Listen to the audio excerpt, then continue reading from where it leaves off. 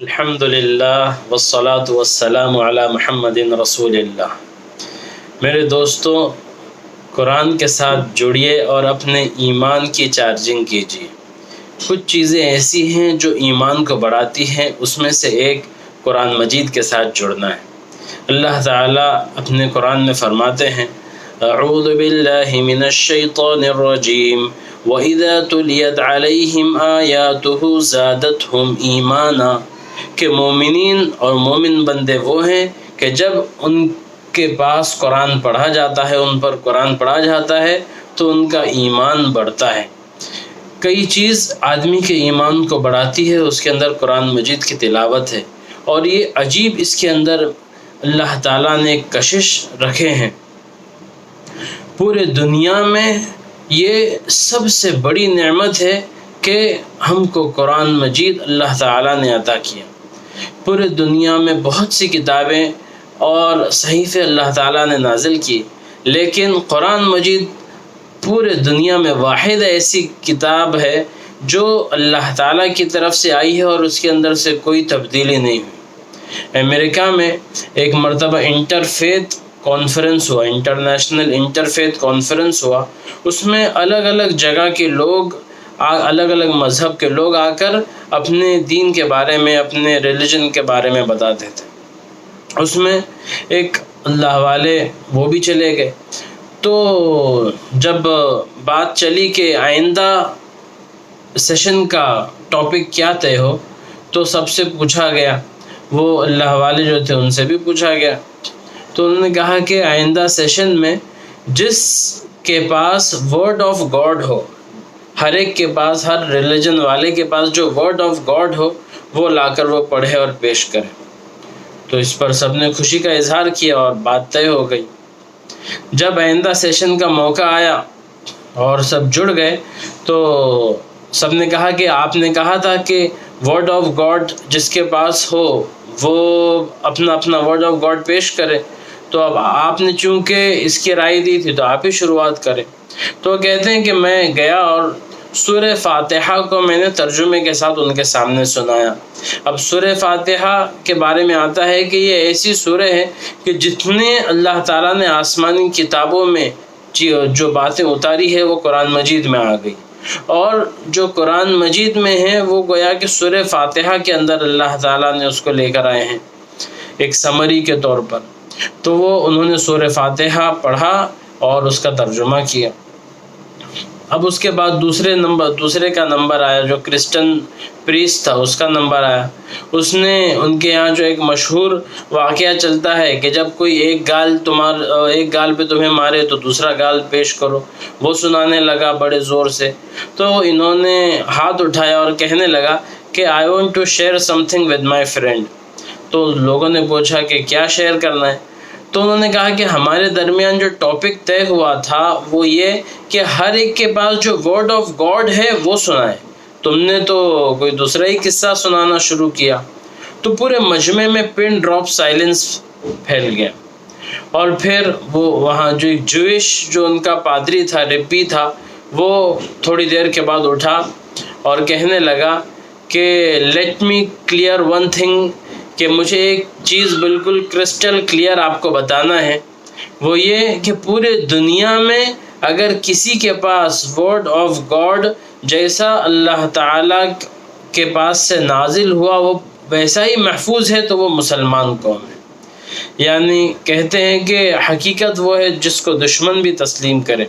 آج دشمن بھی اس بات کو تسلیم کرتے ہیں کہ مسلمان ایسی واحد قوم ہے اور قرآن ایسی واحد کتاب ہے جو اپنی اصل حقیقت پہ اور اپنی اصل حالت پر باقی ہے، نہ اس کا زیر بدلا ہے، نہ زبر بدلا ہے، نہ پیش بدلا ہے۔ یہ اللہ تعالیٰ کی ہمارے اوپر بہت بڑی نعمت ہے۔ اللہ تعالیٰ نے خود فرمایا اِنَّا نَحْنُ نَزَّلْنَا الذِّكْرَ وَإِنَّا لَهُ لَحَافِظُونَ، کہ ہم نے قرآن کو اتارا ہے اور ہم ہی اس کی حفاظت کریں گے۔ اور یہ قرآن کو صرف اس کی آیتوں کی تلاوت کرنا یہ بھی بہت عجیب کشش رکھتا ہے۔ قرآن کو سمجھ کر پڑھنا وہ بھی اس کا الگ فائدہ ہے، اور خود قرآن کو اس کی ہی زبان میں اور قرآن ہی کی آیتوں کو پڑھنا یہ ایمان کو بڑھاتا ہے، جیسا کہ اللہ تعالیٰ فرماتے ہیں کہ وَإِذَا تُلِيَتْ عَلَيْهِمْ آيَاتُهُ زَادَتْهُمْ ایمانا۔ ایک مرتبہ قاری عبدالباسط یہ بہت مشہور قاری ہیں، ایجپٹ کے، مصر کے تھے۔ ایک مرتبہ وہاں کے جو پریسیڈنٹ ہے ان کو رشیا کچھ میٹنگ کے لیے جانا تھا، پریسیڈنشیل میٹنگ کے لیے، تو انہوں نے قاری عبدالباسط کو کہا کہ تم تیار ہو جاؤ، تمہیں بھی میرے ساتھ جانا ہے۔ تو وہ سوچنے لگے کہ قاری عبدالباسط کا کام تو مسلمان ملکوں میں ہوتا ہے، سعودی عرب میں، انڈیا میں، پاکستان میں، انڈونیشیا میں، ملیشیا میں، جہاں مسلمان آباد ہے، ایسے جگہ پر جہاں پورا دہریوں کا ملک ہے، ایتھسٹ لوگ ہیں، خدا کو نہیں مانتے، وہاں میرا کیا کام؟ خیر صدر کا حکم تھا، پریسیڈنٹ کا حکم تھا، تو جانا پڑا۔ ساتھ میں جب وہاں پر ان کو ساتھ میں لے کے گئے تو میٹنگ میں ان کو بھی بٹھا دیا انہوں نے۔ اب جب پوری ان کی میٹنگ ختم ہو گئی تو وہ کہنے لگے کہ اس کے بعد مجھے اشارہ کیا انہوں نے کہ تم قرآن کی تلاوت کرو، ایجپٹ کے پریسیڈنٹ نے۔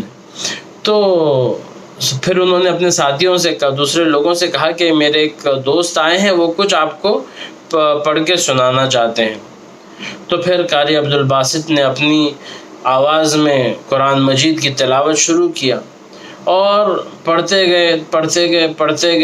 گئے اور وہ کہنے لگے کہ تھوڑی دیر کے بعد جب میں رکا تو میں نے دیکھا کہ جو کافر لوگ ہیں ان کے آنکھوں سے آنسو ٹپک رہے ہیں۔ تو وہ بولے کہ مجھے تو بالکل تعجب ہوا۔ تو پھر ان لوگ سے پوچھا گیا کہ کیا ہوا؟ تو وہ کہتے ہیں ہمیں خود کو نہیں معلوم کہ کیا ہوا، لیکن ان کے پڑھنے کے بعد ہمارے اندر ایک عجیب کیفیت پیدا ہو گئی اور عجیب فیلنگ آنے لگی اور ہمارے آنکھوں سے آنسو جاری ہو گئے۔ میرے دوستو، یہ ایک بہت بڑی نعمت ہے جو اللہ تعالیٰ نے ہم کو دیے ہیں۔ حدیث شریف میں آتا ہے ان الذی لیس فی جوفہ شیء من القرآن کالبیت الخرب، وہ شخص جس کے دل میں، جس کے سینے میں کچھ بھی قرآن نہ ہو، وہ ویران گھر کی طرح ہے۔ تو ہم اپنے آپ کو قرآن سے کوئی بھی ممکن شکل میں جوڑے رکھیں، جس بھی حالت میں ہوں، جیسے بھی ہم ہیں، جتنا بھی ہم کو آتا ہے، روز بروز تھوڑا تھوڑا ہم قرآن سے اپنا تعلق باقی رکھیں۔ قرآن سے تعلق رکھنا یہ ایمان کی سلامتی اور ایمان کی حفاظت کا بھی ذریعہ بنتا ہے۔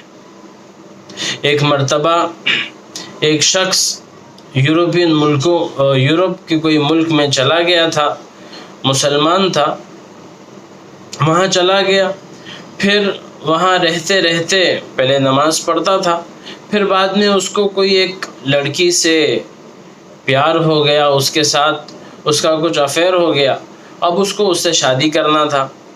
اب جب اس نے لڑکی کے پاس یہ بات رکھا تو اس نے کہا کہ میرے گھر پہ بات رکھو۔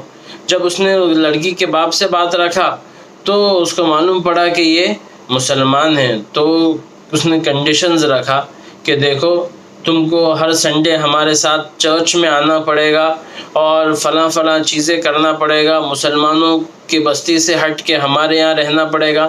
بہت سی ایسے اس نے کافرانہ کنڈیشنز رکھا، اور اللہ ہم سب کی حفاظت کرے، ہمارے ایمان کی حفاظت کرے۔ وہ تیار ہو گیا تو زندگی گزرتی رہی، اس شادی ہوئی، ان کو بچے ہوئے، پھر وہ اپنے بچوں کو پڑھانے لگی۔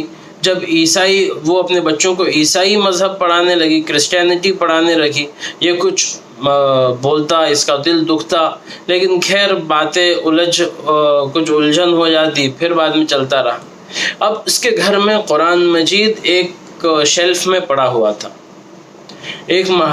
اب اس کا معمول تھا کہ روز یہ قرآن مجید کو دیکھتا، قرآن کی زیارت کرتا، اور اس کے دل میں افسوس ہوتا کہ میں کیسا نالائق اور نکما ہوں کہ میں نے اس لڑکی کے چکر میں اپنے دین سے دور ہو گیا۔ لیکن وہ اسی طرح وہ روز محبت سے قرآن مجید کو دیکھتا اور پھر اپنے جاب پر جاتا، پھر آتا، روز کا معمول تھا۔ ایک مرتبہ وہ جاب سے آیا اور دیکھا کہ قرآن وہاں نہیں ہے، تو اس نے اس کو کہا کہ اس کے بیوی کو کہا کہ یہاں جو قرآن رکھا تھا وہ کہاں گیا، یہاں جو بک رکھی تھی وہ کہاں گئی؟ تو کہنے لگی کہ میں صفائی کر رہی تھی تو میں نے سوچا کہ جو چیز میرے اور تمہارے ہم دونوں کے یوز کی نہیں ہے ایسی ہے تو میں اس کو ٹریش کین میں ڈال دیتی ہوں۔ تو جب اس کو معلوم پڑا کہ اس نے قرآن مجید کو ٹریش کین میں ڈالا ہے تو وہ دوڑتا ہوا گیا، اس کو چلایا اور فوراً قرآن کو لے کر سینے سے لگایا، اس کو پیار کرنے لگا۔ جب اس کی کرسچن بیوی نے یہ دیکھا تو کہنے لگی اچھا آج بھی تمہارے اندر مسلمانوں کی محبت اور عنصر باقی ہے، میں ابھی اپنے ڈیڈی کو بتاتی ہوں، اور اپنا بیگ پیک کر کے بچوں کو لے کر چلی گئی۔ ادھر دوسری طرف یہ وہاں سے چل کر اپنے پھر اس مسجد میں گیا اور وہاں پر نماز پڑھا اور بہت توبہ کی، اللہ تعالیٰ سے معافی مانگا۔ جب وہاں کے امام صاحب نے اس کو دیکھا تو اس کو پہچان لیا، کہا کہ تم اتنے عرصے سے کہاں چلے گئے تھے؟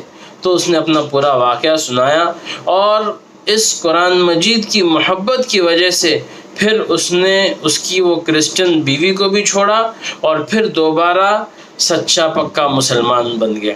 تو میرے دوستو، ایک قرآن مجید کی محبت نے آدمی کو کفر میں اور جہنم میں جانے سے بچا دیا۔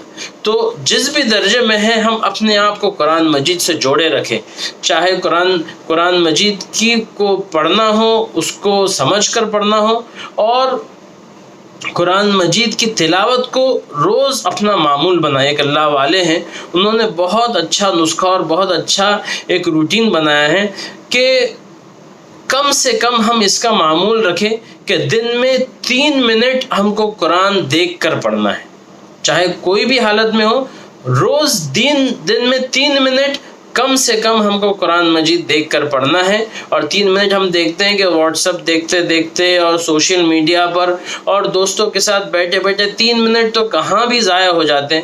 کیا دن میں ہم صرف 3 منٹ بھی قرآن کو نہیں دے سکتے؟ تو کم سے کم 3 منٹ ہم روز کا معمول بنائیں کہ جس میں ہم قرآن مجید کی تلاوت کریں۔ اور دوسرا ایک معمول یہ بنائیں کہ ایک آیت تو بھی جس زبان میں اور جس طرح ہم کو سمجھ میں آتا ہے، ایک آیت ہم قرآن مجید کی ایک آیت ہم اس کو سمجھ کر پڑھیں، تو پھر ہم دیکھیں گے کہ اس سے خود ہماری زندگی میں ایک عجیب سکون اور ہدایت کی طرف گویا کہ ہمارا قدم اور ہماری راہ چلنا شروع ہو جائے گی۔ اس کے لیے اپنے آپ کو خود ہمت کے ساتھ اس پر جمائیں۔ جو خود کوشش کرتا ہے اللہ تعالیٰ اس کے لیے خود راہیں ہموار کرتے ہیں، اور قرآن مجید کی ایک آیت انسان کی ہدایت کا ذریعہ بنتی ہے۔ ایک بہت بڑے اللہ والے ہیں فضیل بن عیاض رحمۃ اللہ علیہ، پہلے ڈاکو تھے اور ڈاکو چوری کا کام کرتے تھے۔ ایک مرتبہ اپنے اسی کام میں کچھ کام کے لیے چڑھا اوپر اور چوری کرنے کے لیے بس گھس رہے تھے اور اس کے تیاری میں تھے کہ اتنے میں ان کو کسی کی قرآن مجید کی تلاوت کی آواز آئی، أَلَمْ يَأْنِ لِلَّذِينَ آمَنُوا أَن تَخْشَعَ قُلُوبُهُمْ لِذِكْرِ اللَّهِ وَمَا نَزَلَ مِنَ الْحَقِّ، کہ کیا ایمان والوں کے لیے اب تک وقت نہیں آیا کہ ان کے دل قرآن مجید سے اور اللہ تعالیٰ نے جو نازل کیا ہے وہ ان کے دل قرآن مجید سے ڈر جائے۔ تو وہ کہتے ہیں کہ بس یہ آیت کا میرا سننا تھا کہ میرے دل میں ایک دم اللہ تعالیٰ کا ڈر اور خوف آ گیا، اور میں نے اسی وقت سے وہ کام کو چھوڑ دیا، اور جب وہ چھوڑا ہے تو آہستہ آہستہ چل کر ایک وہ دنیا کے بہت بڑے اللہ والے بن گئے۔ کیا سبب بنا؟ ایک قرآن مجید کی آیت جنہوں نے ان کی زندگی کو بدل دیا۔ تو ہم کوشش کریں 3 منٹ دن میں کم سے کم 3 منٹ قرآن کو دیکھ کر پڑھیں، اور ایک آیت معمول بنائے کہ ہم قرآن کو سمجھ کر پڑھیں۔ ایک آیت سمجھنے کے لیے بہت چھوٹا ہے، بہت کم وقت لگتا ہے، مطلب صرف اس کا ظاہری معنی سمجھنے کے لیے ہم اس کی کوشش کریں۔ انشاءاللہ ہمارے زندگی میں خیر، برکت اور ہمارے ایمان کی حفاظت و سلامتی کا سبب بنے گا۔ وصلی اللہ علی محمد وعلی آل محمد وبارک وسلم۔ السلام علیکم ورحمۃ اللہ وبرکاتہ۔